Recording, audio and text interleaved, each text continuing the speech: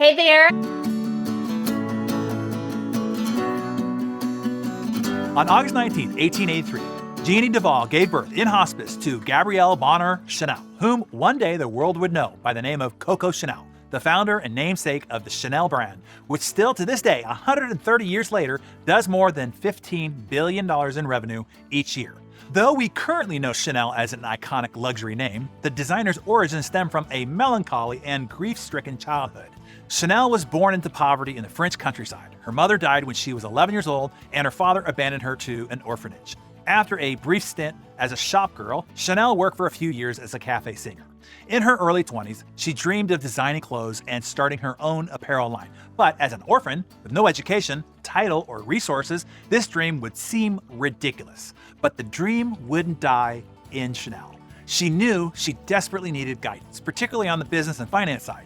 She did what I am hoping you pick out as the all-important lesson I'm pointing out to you here. She looked for who. Who could help her? Who could help her find her way forward?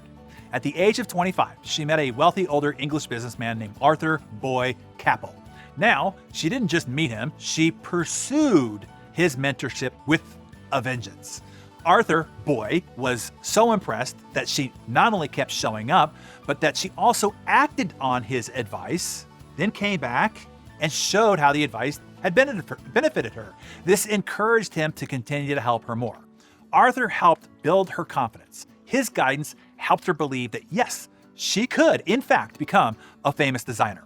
He taught her about business in general. He offered her tough criticisms she could and would accept because of her deep respect for him.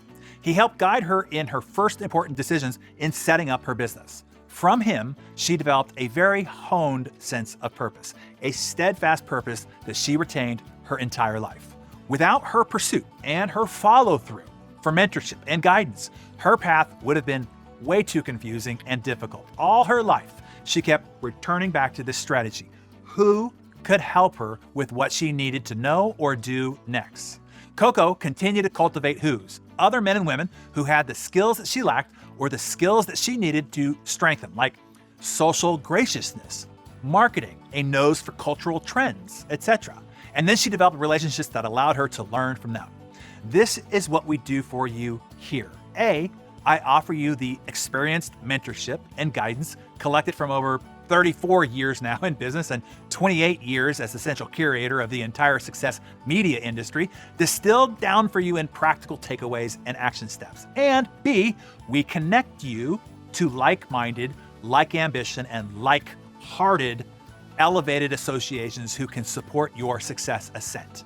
You want to submerge yourself into these associations to absorb the spirit of doing big things and getting big things done.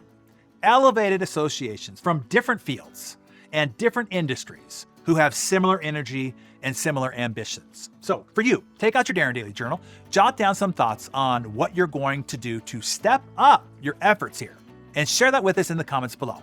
And to reinforce the point, here's a wonderful little example of why you want to surround yourself with people who support and encourage you. Take a look. Hit it with the heel. Yeah, listen. Hit it with the heel. Yes, you can do it. Come on. Yes, you can do it. But you gotta do this. Look at me. You have to hit it hard, though. You cannot hit it light. You have to hit it hard. Go. That's not hard. You touch it. Come on.